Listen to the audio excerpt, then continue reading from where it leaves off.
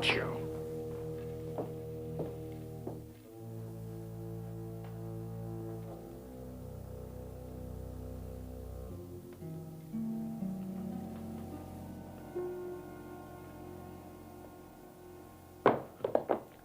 Now, look here.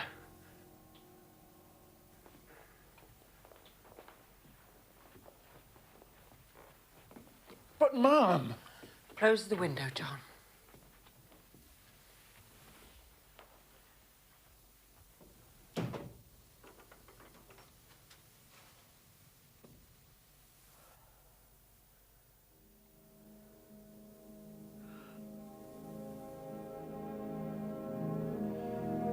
To Sherlock Holmes, she was always the woman, the beautiful Irena Adler, of dubious and questionable memory.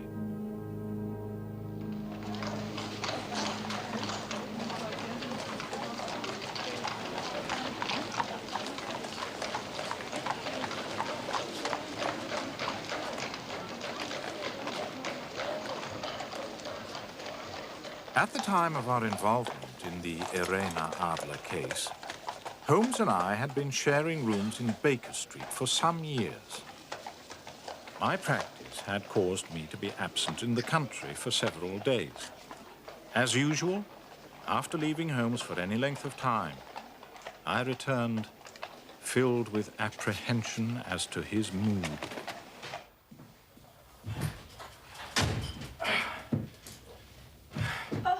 Oh, hello, Mrs. Hudson. Dr. Watson, just look at you, half soaked to the skin. Yes, well, I'm not surprised. I have just spent 20 minutes standing in the pouring rain waiting for a cab. Won't do that old wound of yours any good getting so wet, Doctor. No. Just take this coat and your hat. See that they're properly dry. Mrs. Hudson, I haven't eaten all day. Do hope supper will be up very soon. That's very doubtful. I don't know what's come over Mr. Holmes. He seems to be all on edge. I'm not to bring up supper until I'm called. Those are his orders. Thank you, Mrs. Hudson.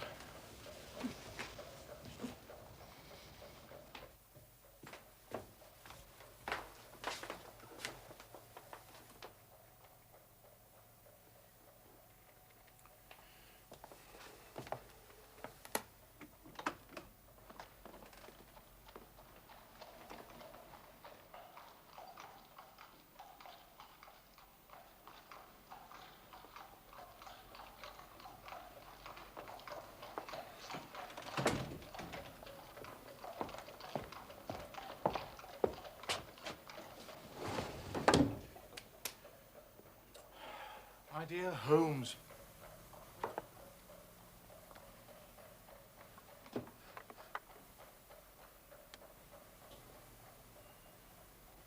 What is it tonight?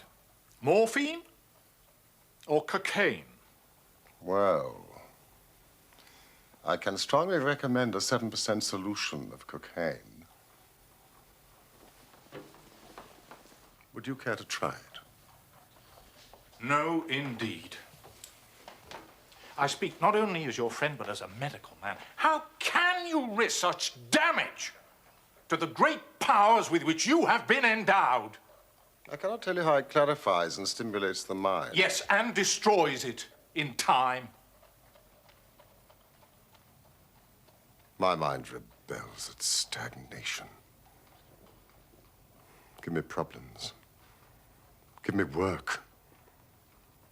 Give me the most abstruse cryptogram, the most intricate analysis, and I'm in my proper atmosphere. Then I can dispense with artificial stimulants. But I abhor the dull routine of existence. I crave mental exaltation. That is why I've chosen my own profession, or rather, created it, for I am the only one in the world. The only unofficial detective. The only unofficial consulting detective. I take no credit in my cases. The work itself, the pleasure of finding a field for my particular powers is my highest reward.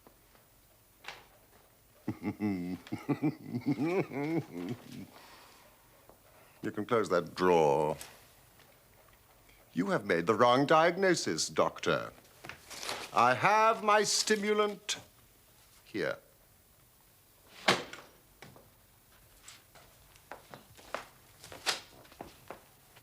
I hope you enjoyed your week in the country.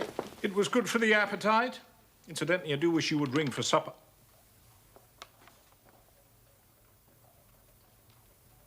What is this? Yes, I must get ready for my visitor. It came by the morning post. Give me your observations. Well, I mean, it's undated and without either signature or address. Good. Read it aloud. Dear Mr. Holmes, there will call upon you tonight at 7:45 a gentleman who... Good heavens, we've only a few minutes, Holmes. Go on. A gentleman who desires to consult with you upon a matter of the very deepest moment. Your recent services to one of the royal houses of Europe have shown that you are one who may be safely trusted with matters which are of an importance which can hardly be exaggerated. This account of you we have from all quarters received. Be in your chamber, then. Good heavens, this is a mystery indeed. What do you imagine it means? Well, I have no data yet. It is a capital mistake to theorize before one has data. But the note itself, what do you deduce from it? It's a man's writing. Good. Presumably well-to-do. It's expensive paper, this. It's peculiarly strong and stiff. Peculiar, that is the very word. It is not English paper at all. Hold it up to the light. Ah. Large E, small g, large P and G with a small T woven into the texture. And that is? Maker's monogram. Excellent, Watson. Come along. Let us consult our continental gazetteer. Your cigars. You see, I was not unmindful of your return. Oh. Would you care for some whiskey? Later, perhaps, when we've eaten. The monogram is an abbreviation for Papiergesellschaft, which is the German for paper company. And the E.G. Eglonitz Egria. A German-speaking district of Bohemia, noted for its numerous glass factories and paper mills there. Bohemia. The kingdom of Bohemia. And the note is written by a German. You see, this account of you we have from all quarters received. Only a German is so uncourteous to his verbs. So we are to expect a German from Bohemia. Here he is. Drawn by a pair. A nice little broom. There's money in this case, Watson, if there's nothing else. Holmes, I think your visitor will want me out of the way. Not a bit, Doctor. Stay where you are. I am lost without my Boswell. But he sounded so secretive. I may need your help, and so may he. Now stay in that armchair and give me your full attention. Here he comes.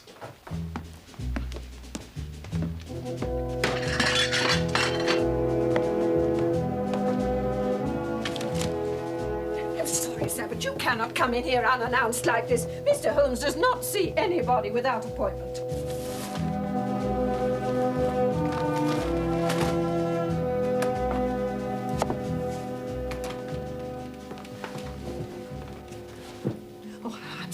Mr. Holmes, there was nothing I could do. It's perfectly all right, Mrs. Hudson. If you would kindly leave us and close the door. Thank you.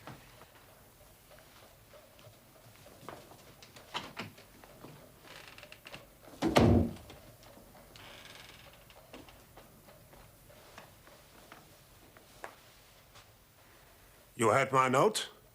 Yes, pray take a seat. This is my friend and colleague, Dr. Watson, who is occasionally good enough to help me in my cases. How do you do, sir?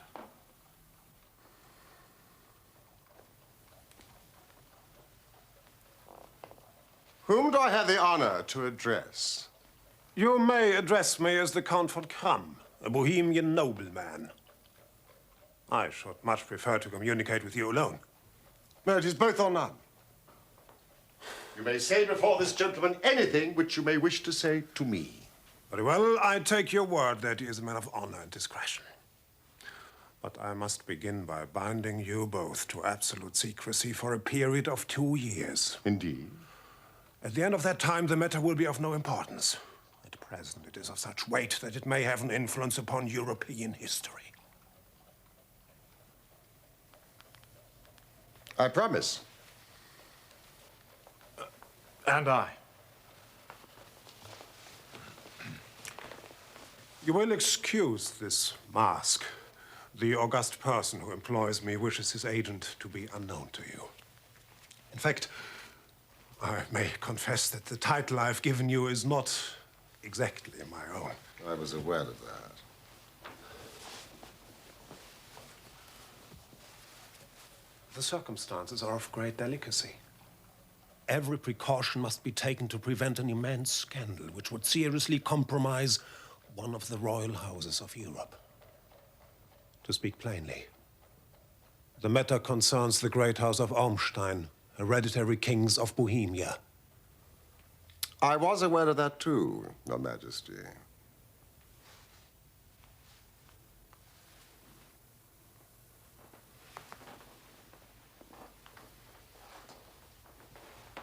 You are right.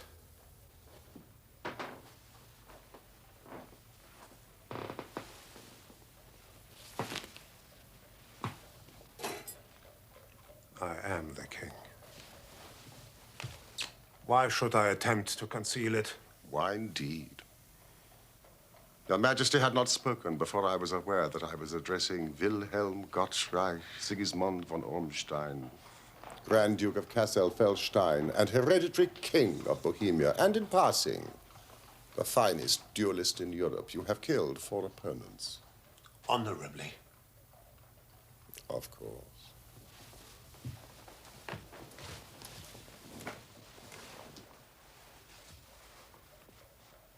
The facts are briefly these.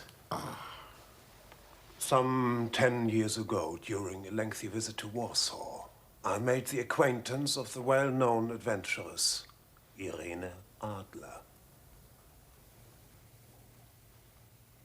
The name is no doubt familiar to you. Kindly look her up in my index, will you, Watson? So, I deduce that Your Majesty became entangled with this lady, wrote her some compromising letters, and is now desirous of getting them back. Precisely so. But how could you know that? Abineri, Italian General Staff. Adler Irena, born New Jersey, 1858. Is this the lady? New Jersey, let me see. Singer, contralto, appeared at La Scala, opera houses Petersburg and Warsaw. Retired from the operatic stage, now living in London. Makes occasional concert appearances. That is the lady.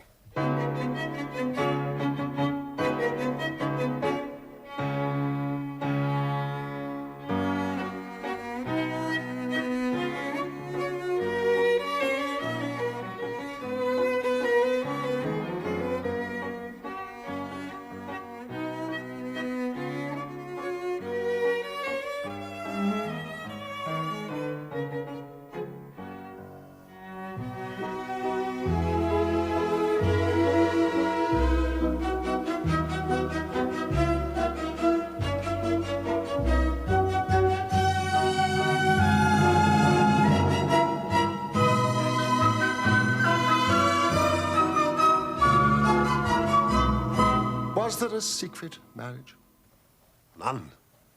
No legal papers or certificates? None. Then I fail to follow, Your Majesty.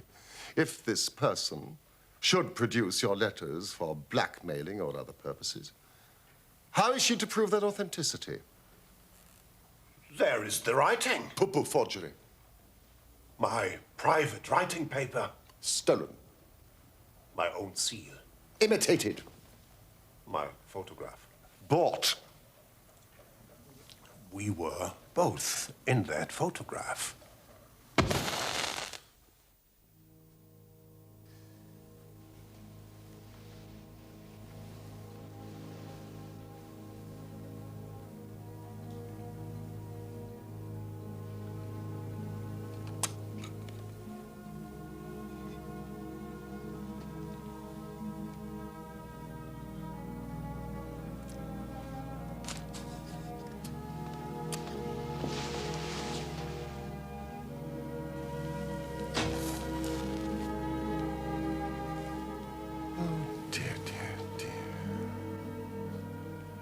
Yes, that is very bad. Your Majesty has certainly committed an indiscretion. She was beautiful, bewitching, clever, daring.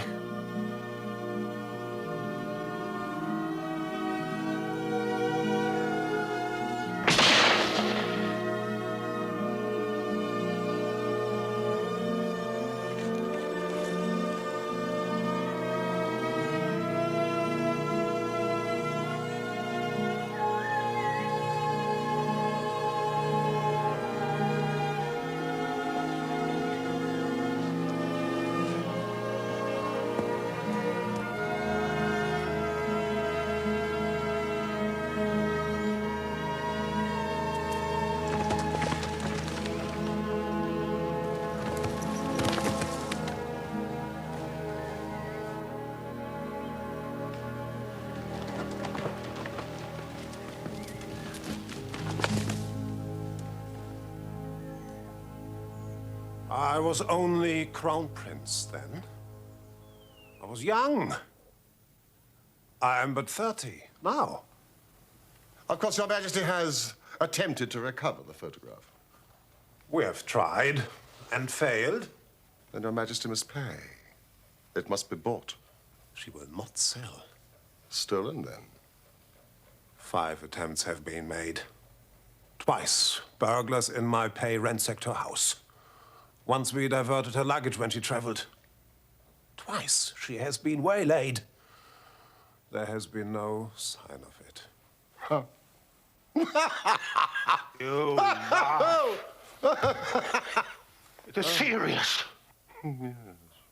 Yes, it is. Very serious indeed. Well, what does she propose to do with this photograph, if not to extort money? To ruin me. Huh. I'm about to be married.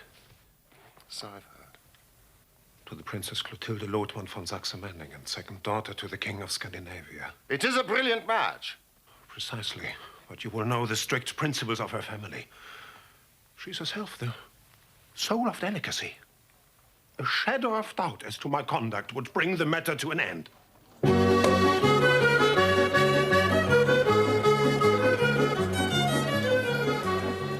And Irena Adler.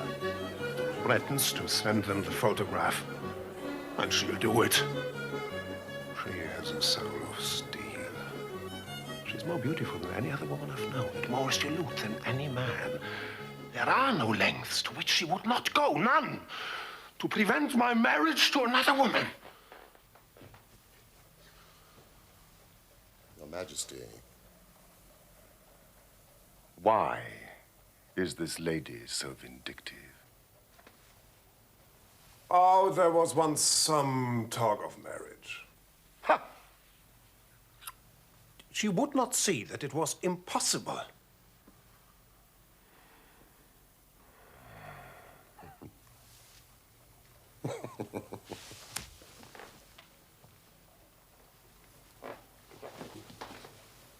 You are sure that she has not sent the photograph yet? I am sure. Why? It may be on its way at this very moment. Because she has said that she would send it on the day when the betrothal was publicly proclaimed. That will be next Monday. And I must leave London on Friday to be home for the ceremony. Ah, then we do have 3 days.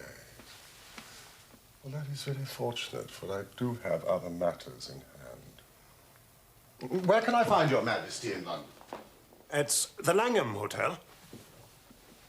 As the Count von Krumm, remember? Yes, of course. And as to expenditure?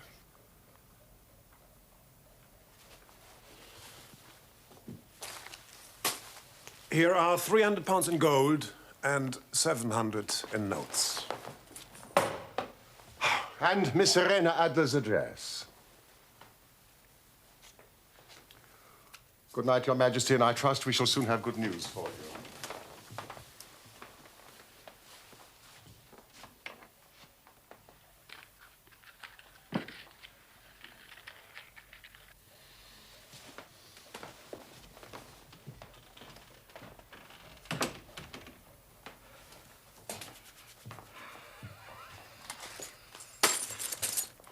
Holmes, we can dine at Romano's. But we only have 3 days, till Friday. Oh, it must be settled by Friday. The composer Tchaikovsky is conducting his own works at the St. James's Hall. No, no, no. It must be settled by Friday. My dear Watson, I'd like to be alone. You are hungry. Yes. I'm sure Mrs. Hudson will bring you up a sandwich. Sandwich? We will not discuss this matter until tomorrow afternoon. Good night.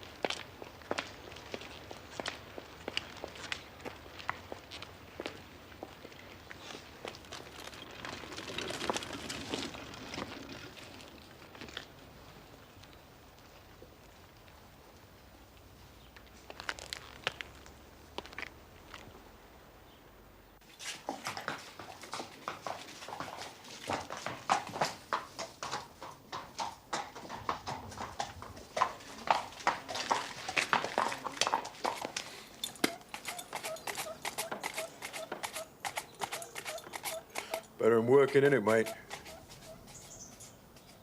What is? Looking on. I'll change with you any time, Gov. Out of a position, are you? 8 weeks. A mere first-class groom. Are you? Well, you could give me an hand if you like. I'd see you all right. Why not? Give it the price of the booze. I thought it was a booze. Strap the mare. Show us what you can do.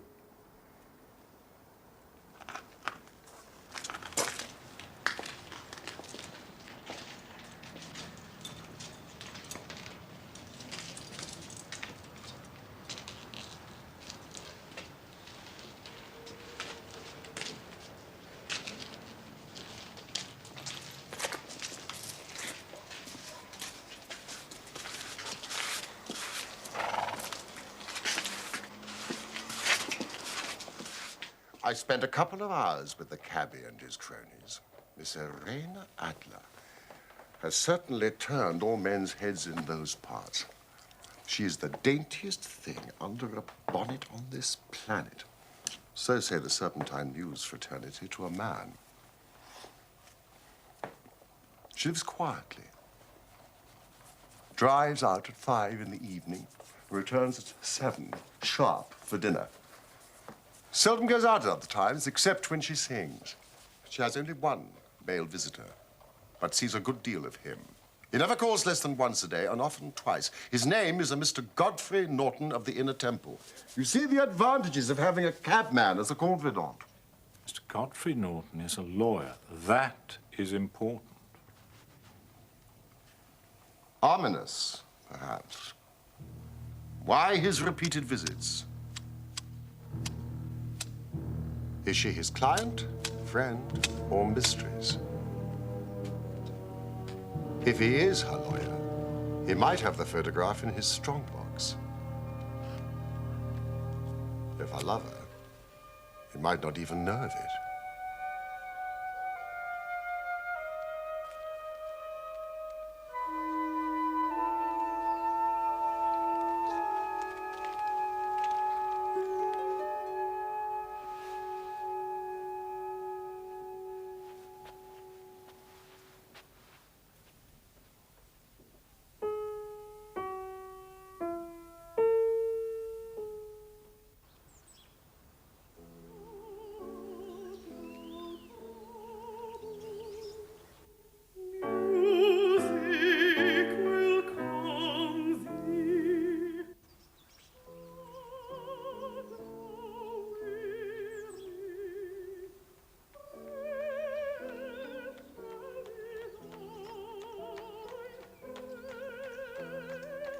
She had just begun to sing.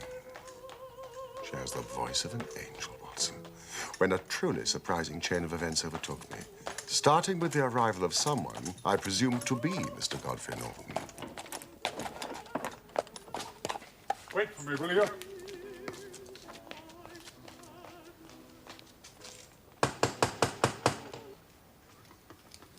Fetch your mistress's carriage.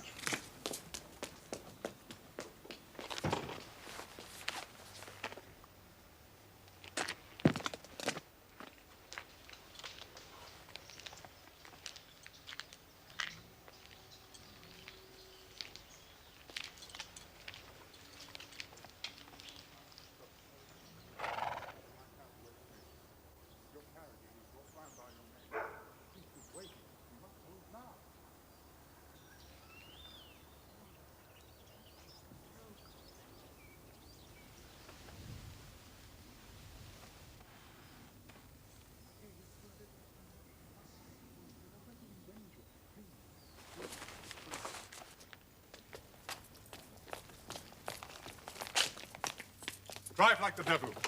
Church of St. Monica, Edge Railroad. I must arrive there at least 5 minutes before 12. That gives you 20 minutes. Half a guinea if you do it.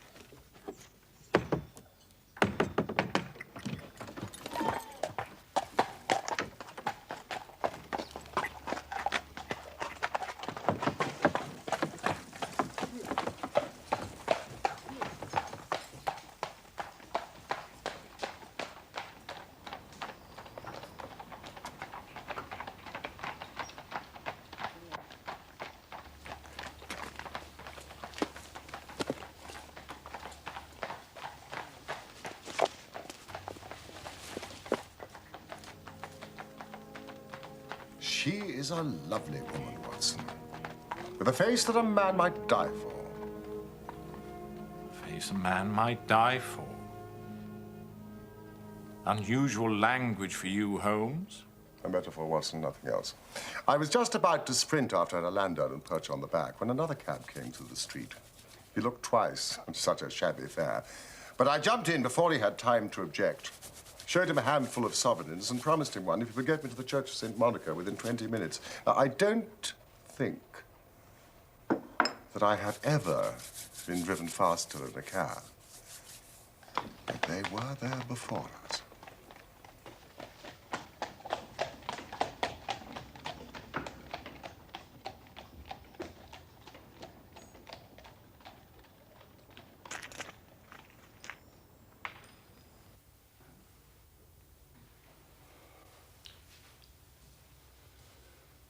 I'm very sorry, Mr. Norton. For pity's sake, it's almost midday. The latest time allowed by law. I would have called in one of those confounded churchmen, but I saw no reason to let them know our business, and I sent them off for a drink. Oh, dear Lord. Godfrey.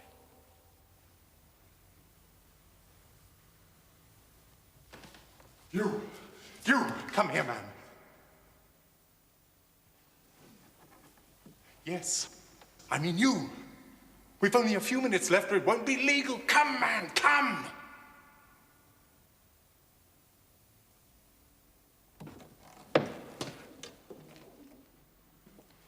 Hold this and do as you're told. You'll be paid. We have our witness. The ceremony may proceed. Dearly beloved, we are gathered here in the sight of God to join together this man and this woman in holy matrimony, which is an honorable estate instituted of God in the time of man's innocency, signifying unto us the mystical union that is betwixt Christ and his church.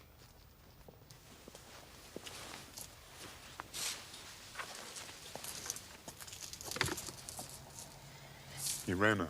I allowed you to persuade me. Now you must allow me to persuade you. I shall see you tomorrow. At the very first moment. I love you.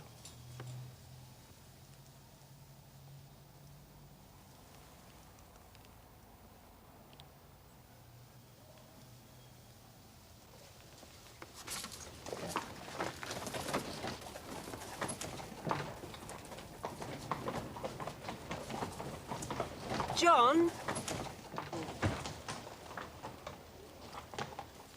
Hey, you!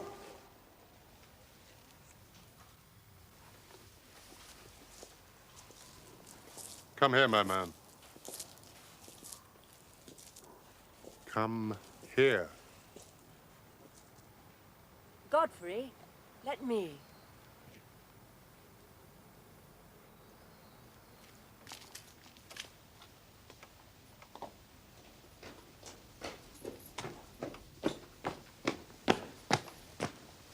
Sir, I want to thank you for being so miraculously present when we needed you. How fortunate that you have remained close by. Well, I'm in no hurry, Mom. I hope you will accept this. I don't need no tip, Mom. Oh, sir, let us call it a little souvenir.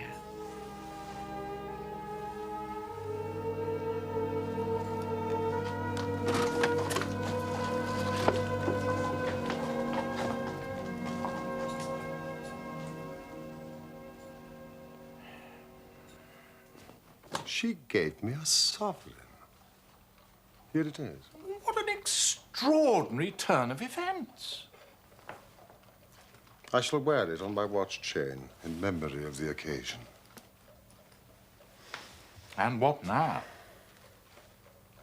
Well, during the ceremony, I thought my plans had been overthrown.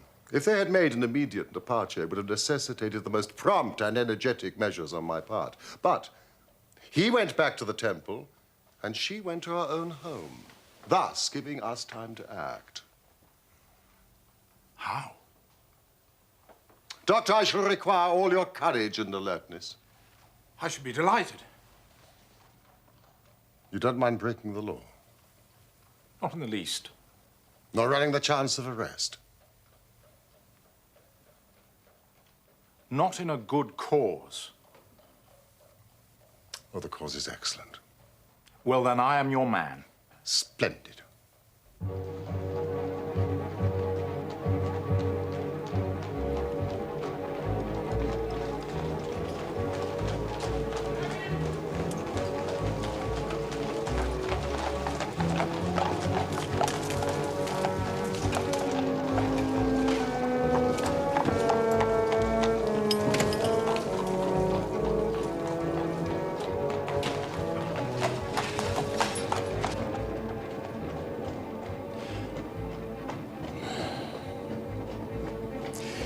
Now, the question is, Holmes, you really do look quite remarkable. No, the question is where to find the photograph. I mean, the house has twice been burgled. She was too clever for them. She is a remarkable woman. Well, they must have searched very thoroughly. They did not know how to look. And how will you look? I shall not look. What then?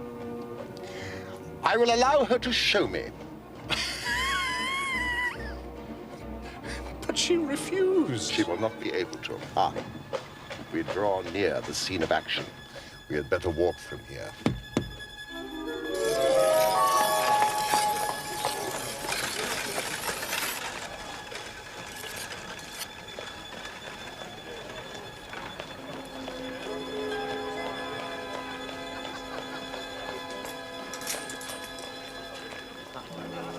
You know your instructions. When you raise your hand, I act. And we meet at the rendezvous in 10 minutes. There she comes.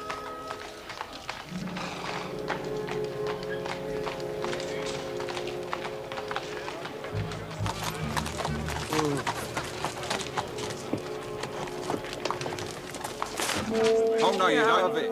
Oh, was here first? I opened the door, lady. You never know it was me. Clear off, you two.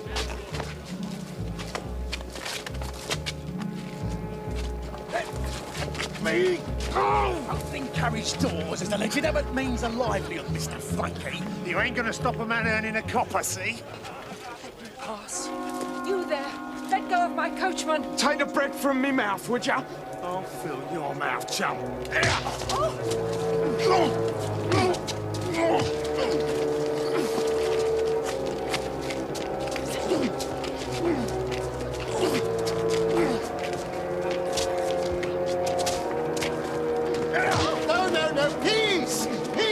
gentlemen, please, I beg you. Peace, I beg of you, madam. I must protect you.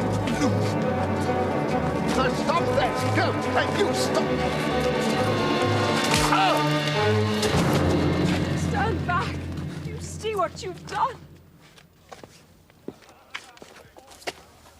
He's dead. Scarper, my before the coppers come. He's still breathing, but he's taken a bad knock. I'm sorry, ma'am. You did your best, John. Is he badly hurt? It is only superficial, but he needs attention, quickly. But he can't lie in the street. Bring him into the house.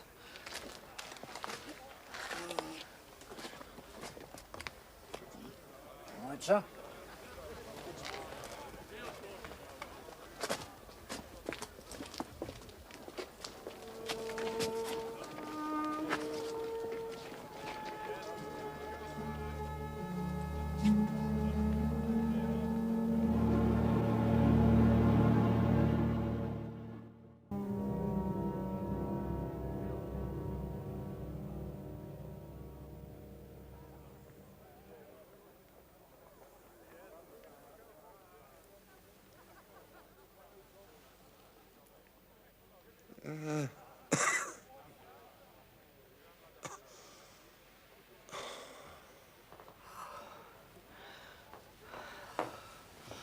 Oh, you're conscious.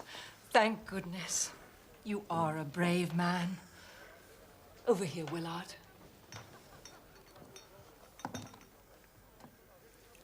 No, stand back. I shall look after my friend in need. Sir, will you look toward me? It is no sight for a lady. I have strong nerves, dear friend. No, I cannot permit. Thank you. A bandage. As you wish.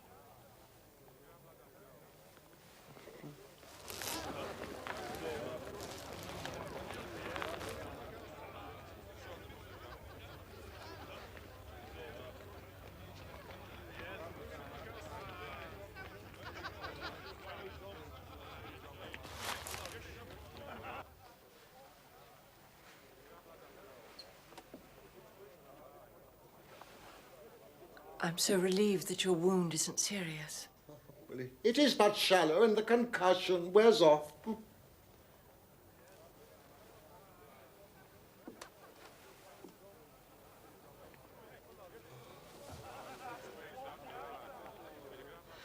How extraordinary. Madam? That so many people should gather in such a quiet little turning.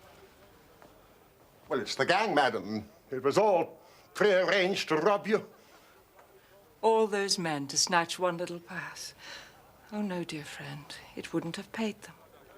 My vocation takes me much amongst the poor and even the criminal classes, madam. Look at those people staring. Oh, curiosity is so unseemly, but I fear universal. Oh, I am so sorry. I think I'm going to faint. Ah, air. I need some air. Willard, the window. Oh.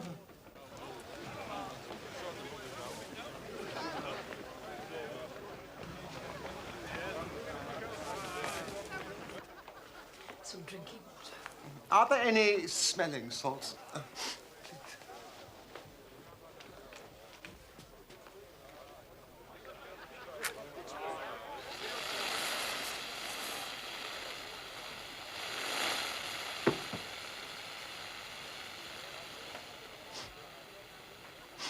Madam? Madam, I think I can smell fire. What? Fire! Fire! There's a fire!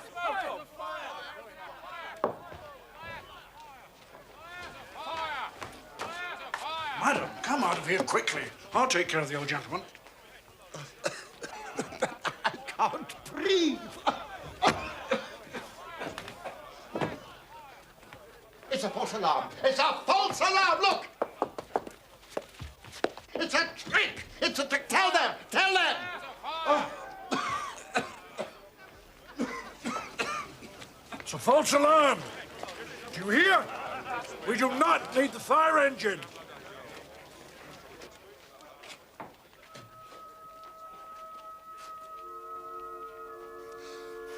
What is it? It is a plumber's rocket, madam. One of my flock is a plumber. It is ignited by a cap and sends smoke into pipes to betray cracks and holes. No, it's all right. It will disperse.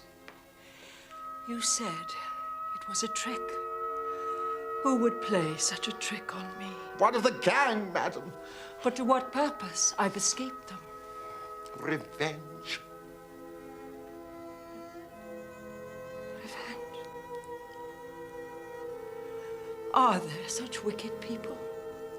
There are people in this world, madam, to whom revenge is in itself a reward. I cannot imagine such feelings. I'm sure you cannot, madam. I am feeling more myself. I must be on my way.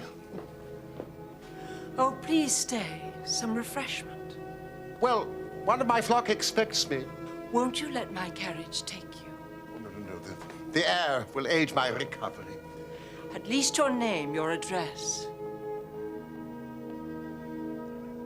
That I may thank you adequately. Well, I am just a humble servant, madam, of the all-seeing Providence. Good night.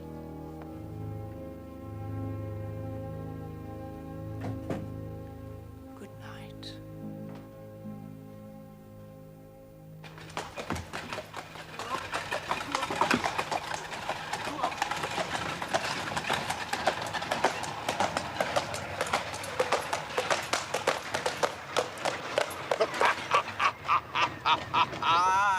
You did it very nicely, Doctor.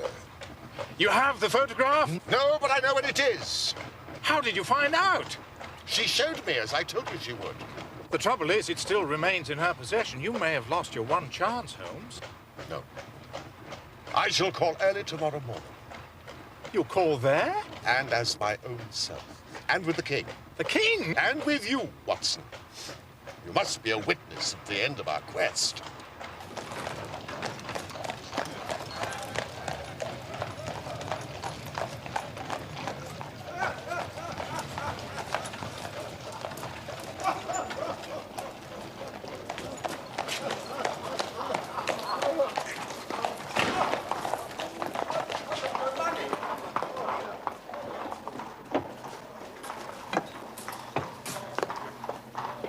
I trust you will sleep well tonight for a change, Holmes. Well, there's nothing like success for curing insomnia. Good night, Mr. Sherlock Holmes. Watson. Holmes.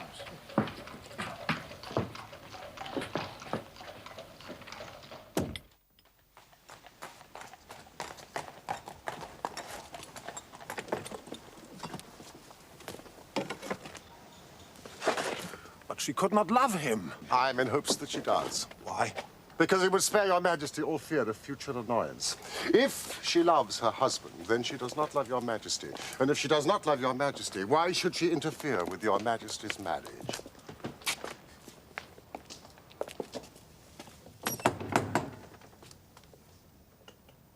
Mr. Sherlock Holmes, I believe.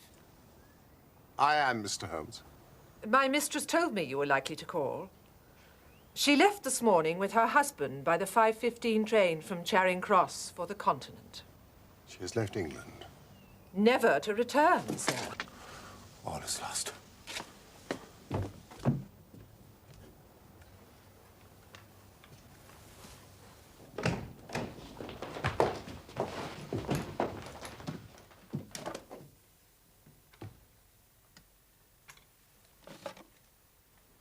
Wir sind gerettet.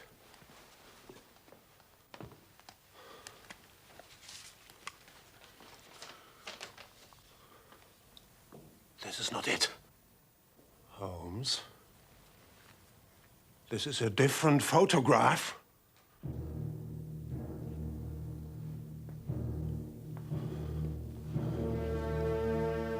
Do you hear me, man? The letter. It is addressed to me. My dear Mr. Sherlock Holmes, you did it very well. You took me in completely until after the alarm was fired, I had not a suspicion. But then, when I found that I had betrayed myself, it flashed into my mind that I had been warned against you months ago. I had been told that if the king employed an agent, it would certainly be you. Yet, with all this, you made me reveal what you wanted to know. Even before, when the presence of so many people in the street had sounded an alarm in my instinct, I could not think evil of such a dear, kind old clergyman. But you know, I have been trained as an actress myself, and male costume is nothing new to me. Yes, it was I who followed you to your door, just to make sure that you really were the celebrated Mr. Sherlock Holmes. It was I who rather imprudently wished you good night. Then I started for the temple to see my new husband. We had married in secret in case we needed to leave the country to elude the king. Your appearance on the scene was the signal for flight. You are too formidable an antagonist.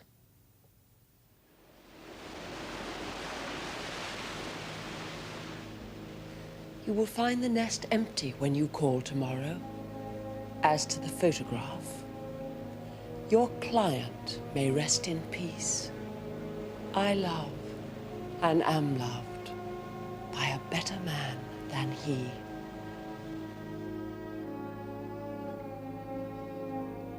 The king may...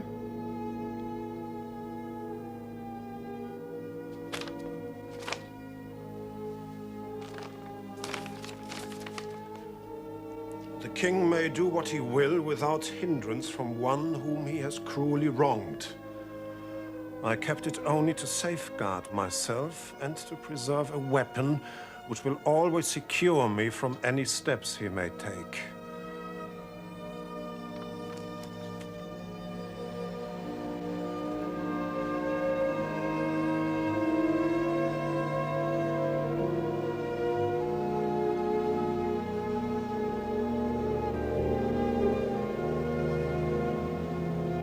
There is more.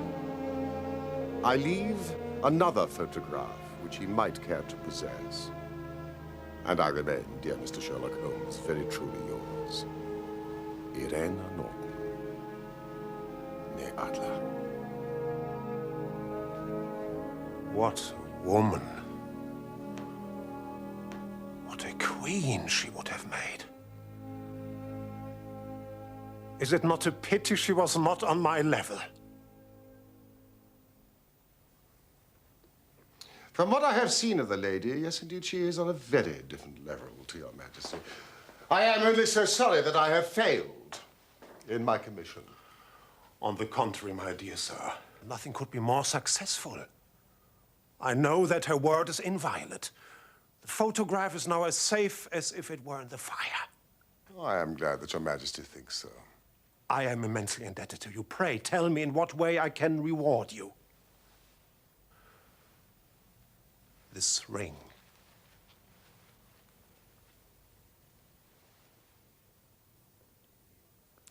Your Majesty has something which I should value even more highly. You have but to name it. This. Irene's photograph. Certainly, if you wish it. Then I have the honor to wish your Majesty a very good morning.